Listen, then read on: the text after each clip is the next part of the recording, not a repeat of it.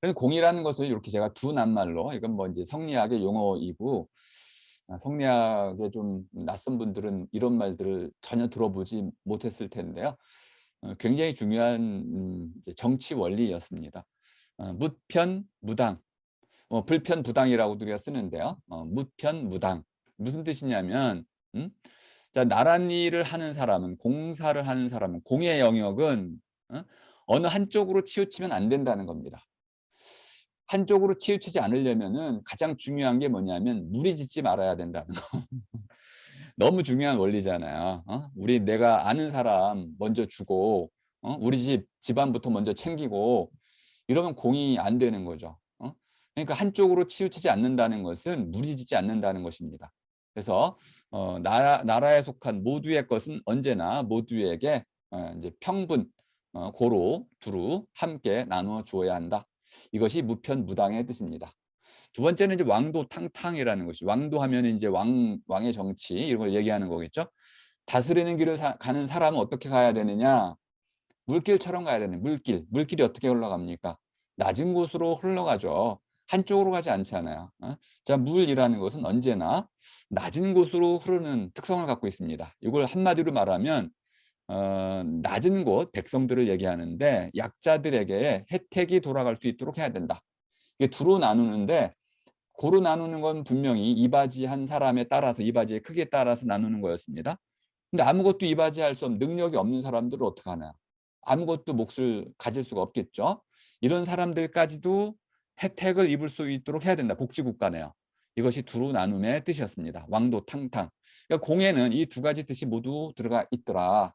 이걸 이해하면 공의 낱말 뜻은 어느 정도 이해가 됩니다. 요거를 이제 성리학의 이제 정치 이념으로 만들어진 게 바로 덕치입니다.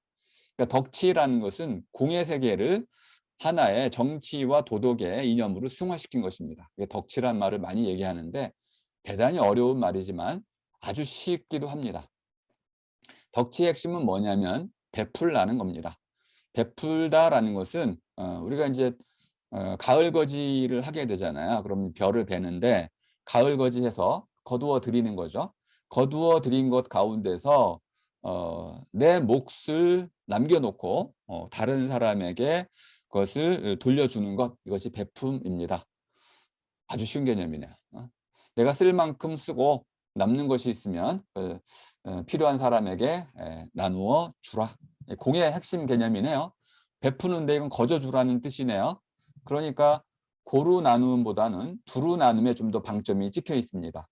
덕치의 핵심은 왕도탕탕에 있는 거죠. 물처럼 흘러가라는 겁니다. 필요한 사람에게, 약자에게 찾아가서 그들의 필요를 채워주라는 거죠. 그걸 천리라는 말로도 불렀습니다. 그러니까 천리라는 건 하늘의 뜻인데, 해가 어떻게 비치나요? 뭐 고루 비치죠. 두루 비칩니다. 고루 두루 비치는, 함께 나눠주는 것, 이것이 바로 베품의 원리였잖아요. 물의 원리이기도 하고 해의 원리이기도 한 것. 당연히 군주는 그런 해와 달과 별, 물의 원리에 따라서, 음양오행의 원리에 따라서 나라를 다스려야 한다. 이게 덕치의 핵심이었습니다. 우리가 기존에 알고 있는 덕치는 마치 왕이 무소불위 권력을 가지고 뭐 이렇게 나누어주는, 구휼미 이 정도 이야기하는 것처럼 보이는데, 덕치는 그걸 능가하는 복지국가를 만들어내라는 뜻입니다. 이것의 반대가 이제 사라고 이해가 됐습니다. 그러면서 이제 사를 상당히 부정적인 개념으로 이해를 했습니다. 그래서 청빈이라는 개념하고 연결을 시켜버렸는데, 사는 청빈과 관계 있는 개념은 아니었는데, 사대부들이 자신들을 좀 더 고결하게 만들다 보니까 청빈의 개념에다 사를 갖다 쓴 거죠. 그리고 이제 사를 추구하는 것을 인간의 욕심이라고 봤고, 인간 욕심, 이 욕을 없애는 것, 이것이 뭐 어떤 선비의 덕목이라고 봤습니다. 이건 제가 보기에는 실패한 덕목일 수밖에 없는 거죠. 사람은 누구나 청빈을 추구할 수는 있지만은 청빈 자체가 하나의 통치 원리가 돼서는 안 될 것입니다. 어쨌든 사람의 타고난 본성은 제대로 구현이 돼야 되는데요. 자, 공에는 본디 그런 뜻이 없었지만은 조선 성리학자들이 자신들의 삶, 선비의 삶을 강조하다 보니까 이 사를 배격하는 이런 잘못된 관행으로 정치가 이어져 왔습니다. 근데 실제로 정치인들이 사를 물리쳤느냐? 그렇지 않은 건 너무나 잘 알고 계시죠. 이제 붕당, 또는 이제 사화라는 건 전부 권력 다툼이었는데 사를 무시하기는커녕 패당짓기, 무리짓기를 통해 가지고 자신들의 사적 권리를 극대화하려고 했던 것이 이런 정당, 붕당 정치의 패단이었습니다. 자, 이렇게 덕치의 이념은 한편으로는 고상했지만 실제 정치 이념으로는 제대로 작동하지 못한 부분들이 있었습니다. 두 번째, 공의 뜻을 한번 살펴보겠습니다. 공이라는 낱말은 조선시대 때 이미 이걸 번역을 잘 했습니다. 공이라는 낱말은 함께라고 이미 번역을 해왔는데요.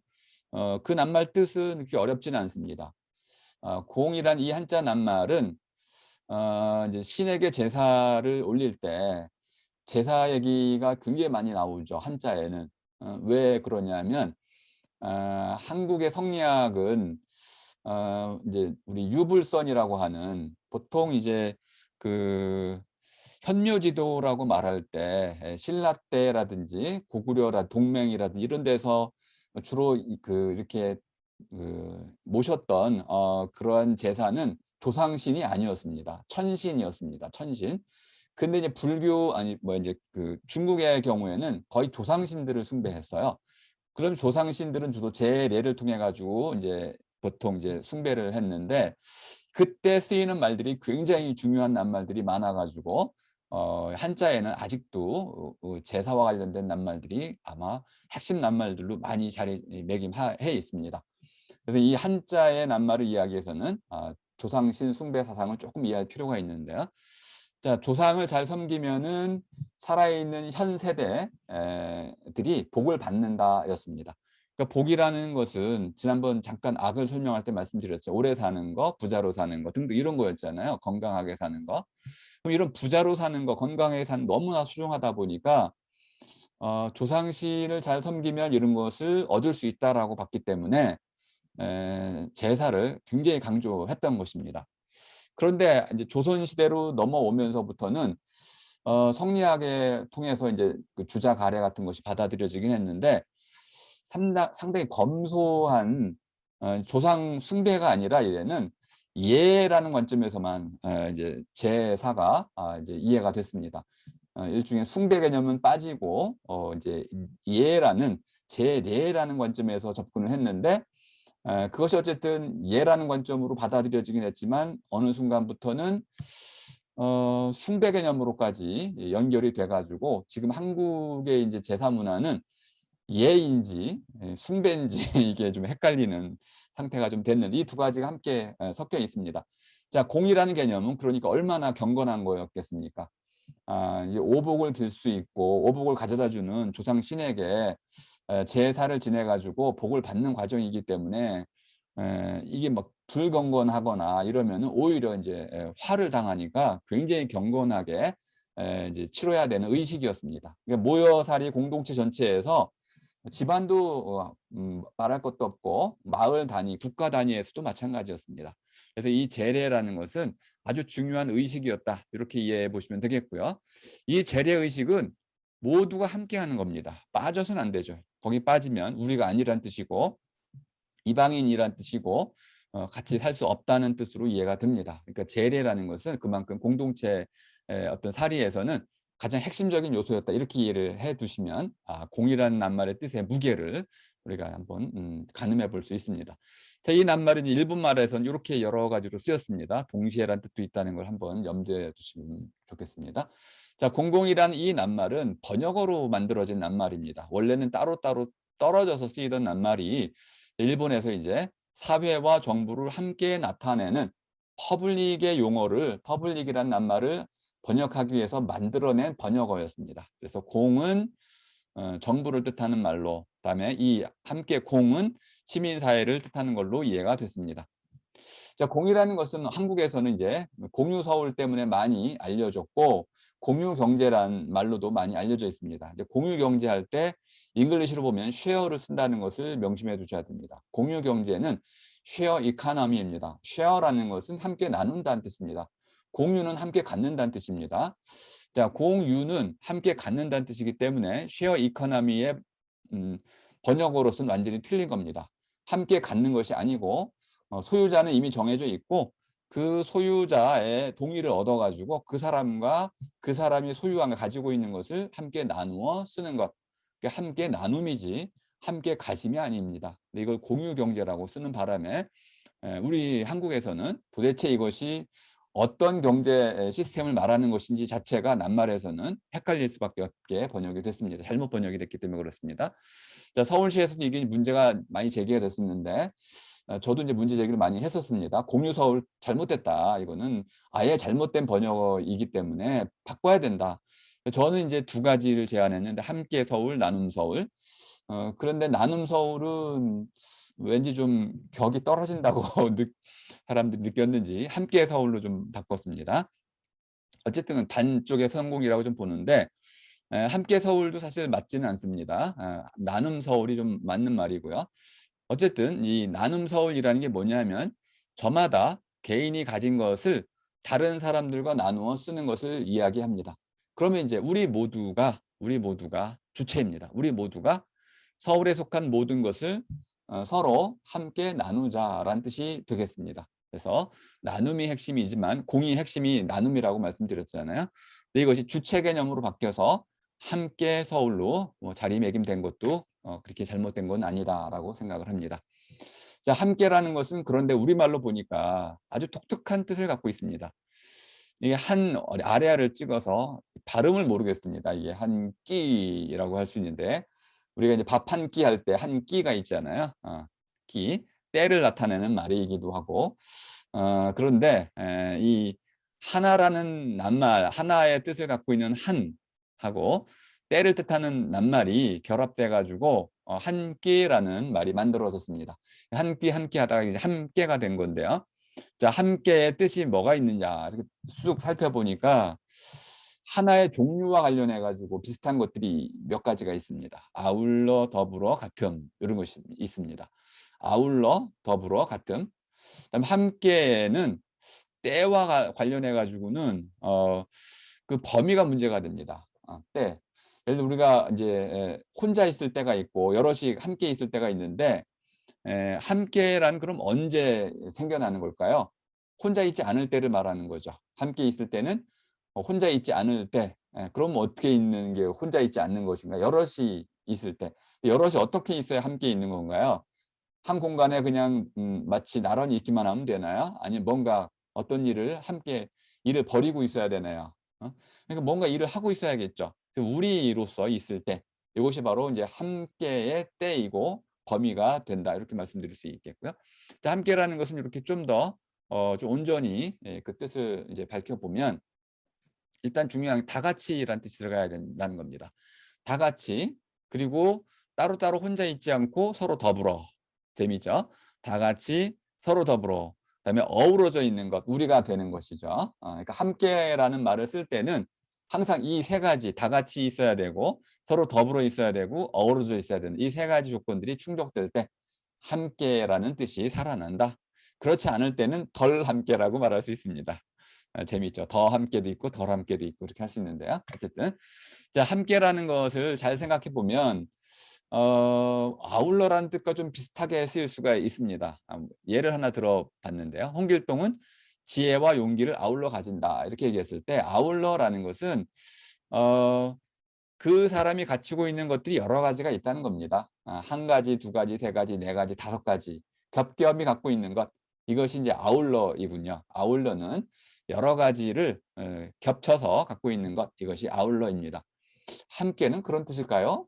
그런 뜻이 아니라는 겁니다. 함께는 아울러와 완전히 다르게 쓰인다는 겁니다. 함께는 언제나 행위의 주체로서 쓰인다는 겁니다. 스스로 목적을 세워서 스스로 그것을 이루어 나갈 줄 아는 주체에게만 함께라는 말을 쓸 수 있다는 겁니다. 자, 그러면은 자동차 같은 경우는 함께란 말 쓸 수가 없겠네요. 물 이런 사물에는 함께란 말 쓸 수가 없습니다. 오로지 주체라고 할 수 있는 사람.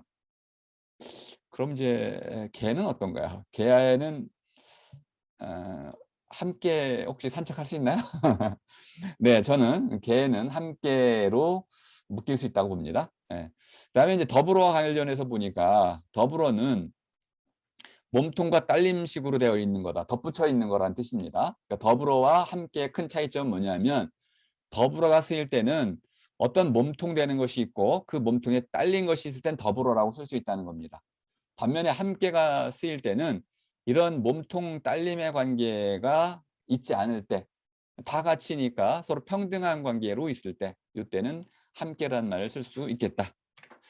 또 하나는 이제 혼자 홀로라는 것도 중요한데요. 이제 혼자 홀로는 그 쓰임이 좀 다르죠. 둘 다 뜻은 비슷한데, 혼자라는 말은 일단 공간적으로 따로 떨어져 있음을 얘기하는 겁니다. 그래서 아무도 내 곁에 누구도 없을 때 혼자라는 말을 쓰는 것이고요. 홀로라는 것은 곁에 없는 사람을 곁에 아무도 없다는 걸 뜻하는 정도를 뜻하는 게 아니고, 같이 더불어 살아갈 사람이 없는 것, 떠났거나 헤어졌거나 이래 가지고 외롭다라는 것이 들어가 있을 때 이건 홀로를 쓰게 돼야 되는 겁니다. 그러니까 함께는 혼자도 아니어야 되고요. 홀로도 아니어야 됩니다. 이게 왜 중요하냐면 함께하는 사람은 현재 혼자 있을 수 있어요. 그런데 전화를 하고 있다면은 뭐 같은 장소에 있진 않아도 함께 할 수 있는 거죠. 또 멀리 떨어져 있는 사람에게 도움을 줄 수가 있죠.